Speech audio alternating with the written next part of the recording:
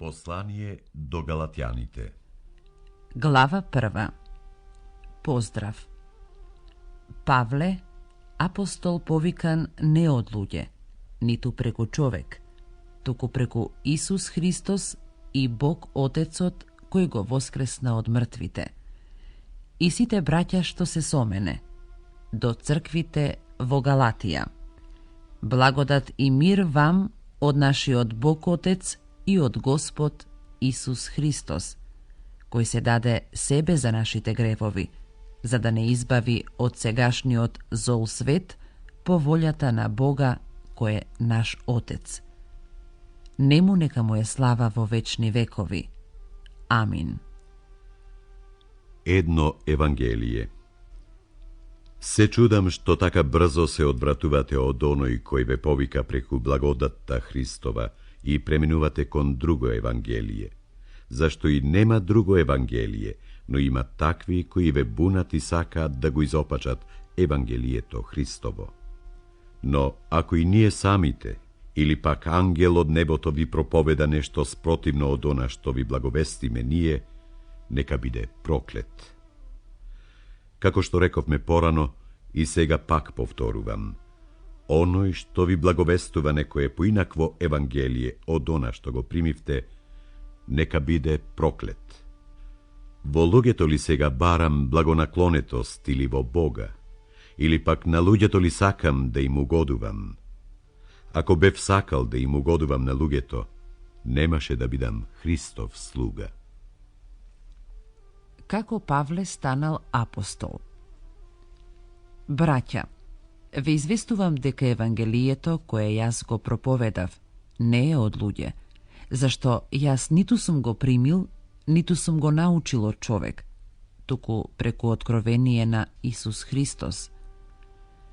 Сте слушале и за моето некогашно поведение во јудејството, дека прекумерно ја гонев Божјата црква и ја разорував, и дека во јудејството напредував многу повеќе од мнозина мои врсници, бидејќи бев голем ревнител за татковските преданија. Кога Бог, кој ме избра уште од мајчина утроба и ме повика преку својата благодат, благоволи во мене да го открие својот син, за да благовестувам за него меѓу незнабожците. Веднаш не го прашав ни телото, ниту крвта, ниту пак отидов во Ерусалим кај оние што станаа апостоли пред мене, туку заминав за Арабија и пак се вратив во Дамаск. А 3 години подоцна отидов во Ерусалим за да се видам со Кифа и останав кај него 15 дена. А пак од апостолите не видов никој друг освен Јаков, братот Господов. А за она што ви пишувам, еве пред Бога велам дека не лажам. А потоа дојдов во земјите Сириски и Киликиски. На Христовите цркви во Јудеја лично не им бев познат, туку само беа слушале дека оној кој некогаш нив ги гонел, сега ја проповеда верата што порано ја разорувал. И го прославуваа Бога за мене.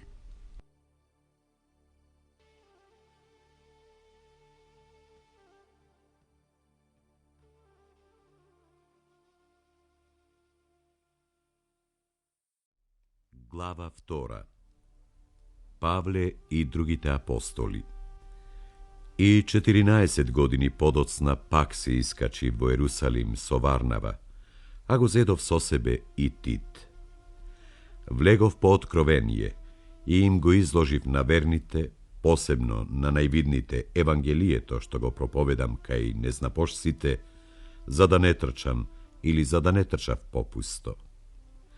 Па дури ни Тит, кој беше со мене, иако Елин, не беше принуден да се обреже, и тоа заради лажните браќа, кои дојдоа и се вовлекоа да ја гледаат нашата слобода, која ја имаме во Христос Исус, за да не поробат. Ним, ни за час не им дозволивме да не покорат, за да остане во вас вистината на Евангелието.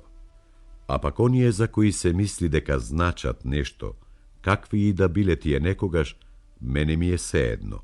Бог не го гледа човекот по лице. Тие ништо не ми дадоа.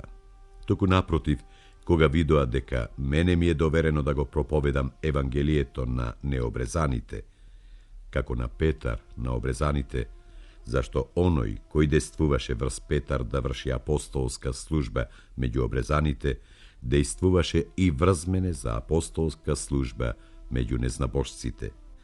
И кога ја познаа благодатта што ми е дадена Јаков, Кифа и Јован, кои беа сметани за столбови, ни ја подадоа мене и на Варнава раката за заедништво и се согласија ние да одиме кај незнабожците, а тие кај обрезаните.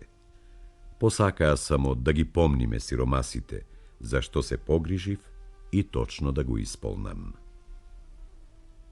Павле упатува прекори до Петар во Антиохија. А кога дојде Кифа во Антиохија, јас лично му се протиставив, зашто беше заслужило судување. Имено, пред да пристигнат некои од Јаков, тој јадеше заедно со незнабожците, а кога дојдоа, почна да се снебива и да се двои, бидејќи се плашеше од обрезаните. Заедно со него лицемереа и другите јудејци, така што со нивното лицемерие беше заведен дури и Варнава. А кога видов дека тие не постапуваат точно според евангелската вистина, му реков на Кифа пред сите: кога ти кој си јудеец живееш како незнабожците, а не како јудејците, зошто тогаш незнабожците ги принудуваш да живеат јудејски? Јудејците и нејудејците се спасени преку верата. Ние сме родени како јудејци, а не грешници од незнабожците. Но знаеме дека човекот не се оправдува преку делата на законот, туку само преку верата во Христос Исус. Затоа и ние поверувавме во Исус Христос, за да се оправдаме преку верата во Христос, а не преку делата на законот, зашто преку делата на законот нема никој да се оправда. Ако пак, барајќи да се оправдаме во Христос, и сами се најдовме грешници, не е ли тогаш Христос слуга на гревот? Тоа никако. Зашто, ако одново го градам она што сум го урнал, тогаш и сам станувам престапник. Преку законот умрев за законот, за да живеам за Бога. Се распнав заедно со Христос. И јас веќе не живеам, туку Христос живее во мене. А тоа што сега живеам во тело, живеам со верата во Синот Божји, кој ме возлюби и себе се предаде за мене. Не ја отфрлам благодатта Божја, зашто ако праведноста се придобива преку законот, тогаш Христос залудо умрел. Глава 3. Законот или верата? О неразумни галатјани, кој ве маѓепса да не се покорувате на вистината, вас пред чии очи Исус Христос беше јасно насликан, распнат меѓу вас. Само ова сакам да го дознаам од вас. Преку делата на законот ли го добивте духот или преку пораката на верата? Толку ли сте неразумни? Откако почнавте со духот, со телото ли сега завршувате? Зарем залудо толку многу претрпевте? Да беше само залудо? Оној пак, кој ви го дарува духот и прави меѓу вас чудеса, преку делата на законот ли го прави тоа? Или преку пораката на верата? Авраамовото ветување. Така Авраам му поверува на Бога и тоа му се сметаше за праведност. Знајте пак дека оние што се потпираат на верата се синови Авраамови. И писмото, предвидувајќи дека Бог преку вера ги оправдува незнабожците, однапред му благовести на Авраам: во тебе ќе бидат благословени сите народи. И така, оние што веруваат, се благословени заедно со верниот Авраам. А сите оние што се од делата на законот под клетва се, зашто е напишано: проклет да е секој кој не исполнува постојано се што е напишано во книгата на законот. А дека преку законот никој не се оправдува пред Бога, се знае, зашто праведниот ќе живее преку верата.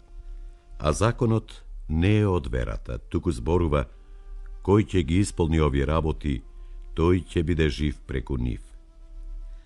Христос не откупи од проклетството на законот, откако поради нас стана проклетство, бидејќи е напишано секој да е проклет што виси на дрво.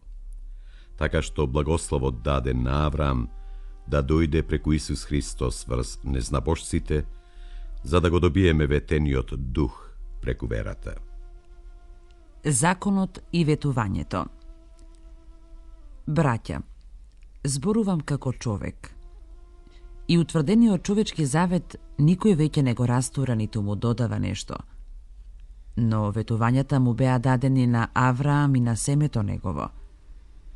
Не е речено и на семињата како за мнозина, туку како за еден. И на семето твое, кое е Христос. Ова сакам да го кажам.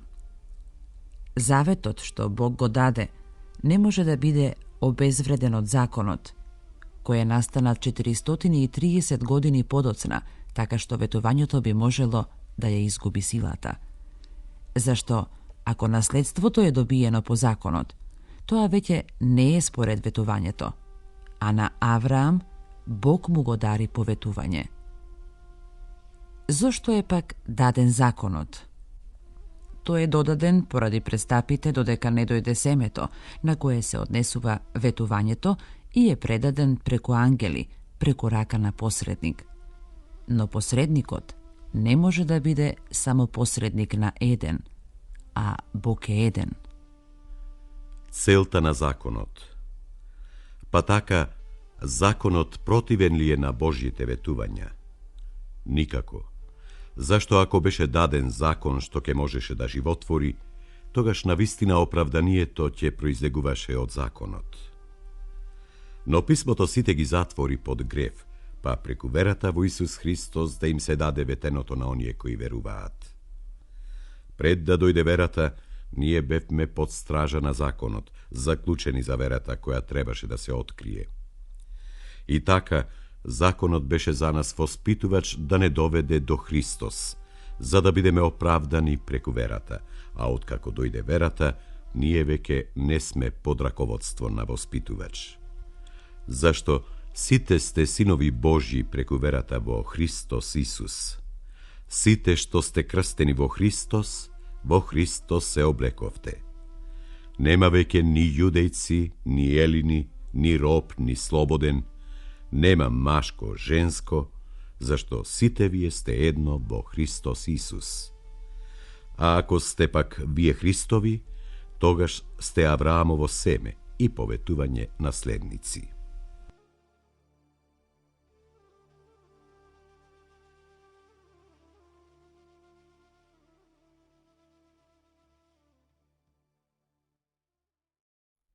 Глава 4. Од робството на законот во слобода. Но ви велам, наследникот додека е млад, со ништо не се разликува од робот, макар што е господар над се, туку е под настојници и чувари до определениот рок од неговиот татко.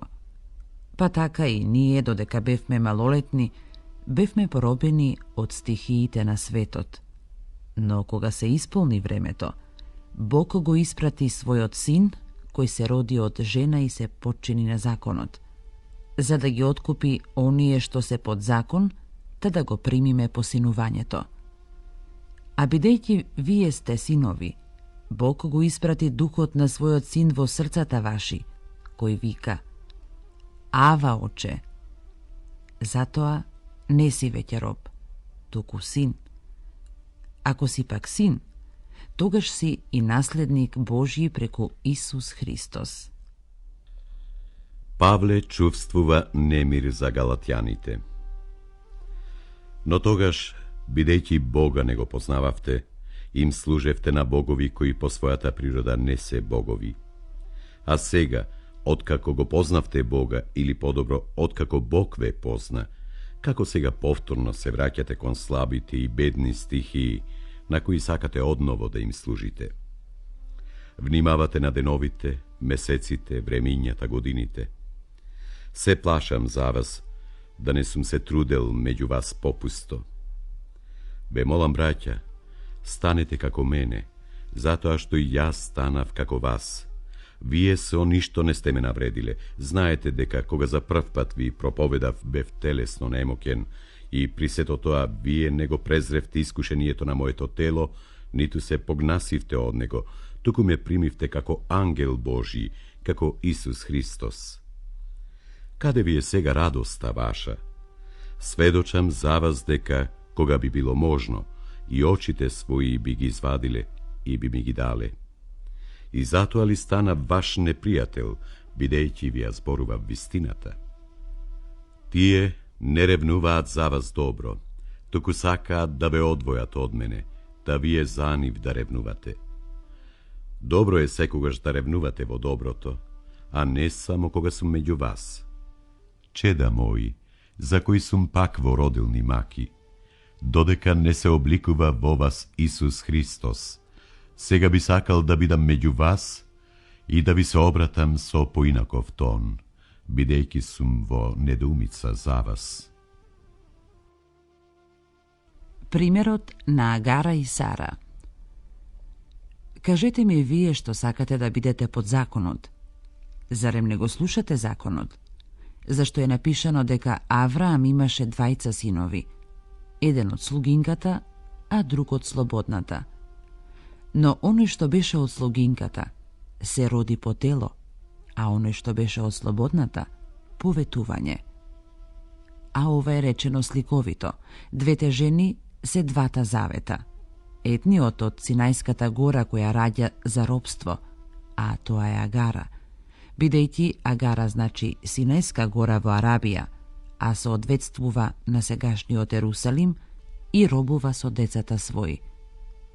А горниот Ерусалим е слободен, тој е мајка на сите нас, зашто е напишано: развесели се неплодна ти што не раѓаш, воскликни и извикај ти која не си искусила породилни маки, бидејќи на поштената има многу повеќе деца од онаа која има маж. Вие пак браќа сте како Исак, чеда на ветувањето, но како што тогаш оној што се роди по тело го гонеше родениот по дух, така е и сега. А што зборува писмото? Исте раја робинката и синот нејзин, зашто синот на робинката нема да биде наследник заедно со синот на слободната. И така, браќа, ние не сме деца на робинката, туку на слободната.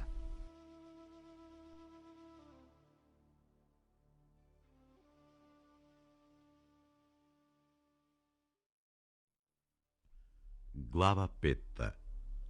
Не губете ја вашата слобода. Стојте во слободата со која Христос не ослободи и не се подавајте пак под робски јарем. Еве јас, Павле, ви велам, ако се обрезувате, Христос ништо нема да ви помогне. А му сведочам пак на секој човек што се обрезува дека тој е должен да го почитува целиот закон. Вие што посакавте да се оправдувате со законот, го изгубивте Христос, отпаднавте од благодатта. А ние се надеваме и очекуваме оправдание од верата преку Духот. Зашто во Христос Исус ниту обрезанието има сила, ниту необрезанието, туку верата која действува преку љубовта. Вие трчавте добро. Кој ви попречи да не се покорувате на вистината? Тоа убедување не е од оној кој ве повика. Малку квас го подквасува целото тесто. Јас сум уверен за вас во Господ дека вие нема да мислите инаку, а оној кој ве збунува, кој да бил, ќе претрпи осуда. А јас, браќа, ако обрезанието уште го проповедам, тогаш зашто ќе ме гонат? Тогаш би исчезнала соблазната од крстот. О, да беа отсечени оние што ве бунеа. Вие, браќа, повикани сте кон слобода, но слободата ваша да не ви служи како повод за угодување на телото, туку со љубов служете си еден на друг. Зашто целиот закон се извршува во еден збор, односно, сакај го ближниот како самиот себе. Ако пак меѓу себе се гризете и јадете, пазете да не се истребите еден со друг. Да се биде управуван од Духот, а не од похотите на човечката природа. Ви велам, живете по духот и нема да им угодувате на телесните страсти, зашто телото сака противни работи на духот, а духот противни на телото. Тие се противни еден на друг, за да не го правите она што сакате. Ако ве води духот, вие не сте под законот. Делата на телото се познати. Тие се блудство, нечистота, бесрамност, служење на идоли, маѓи и непријателство, кавги, ревнување, гнев, раздори, расцепи, зависти, пијанство, пирови и други слични работи. Однапред ви велам, како што ви реков порано, дека оние што го прават тоа, нема да го наследат Царството Божјо. А плодот на духот е љубов, радост, мир, долготрпеливост, благост, добрина, верност, кротост, воздржливост. Против такви нема закон. Оние пак, кои се Христови, го распнаа телото свое со страстите своји и похотите. Ако живееме со дух, по духот сме должни и да постапуваме. Законот на Христос. Да не бараме лажна слава, еден друг да не се предизвикуваме, еден на друг да не си завидуваме.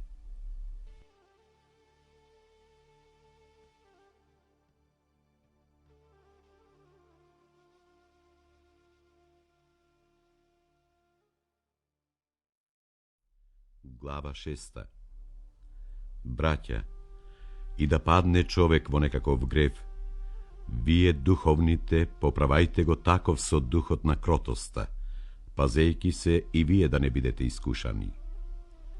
Поднесувајте го товарот еден на друг и исполнувајте го така законот Христов. Зашто оној кој сам себе се смета за нешто, а не е ништо, тој се мами сами од себе. Секој нека си ги испита делата своји и тогаш ќе има пофалба пред себе самиот, а не пред друг. Зашто секој ќе го понесе својот товар. А оној што се учи на Словото, нека му дава дел од секое добро на оној што го учи.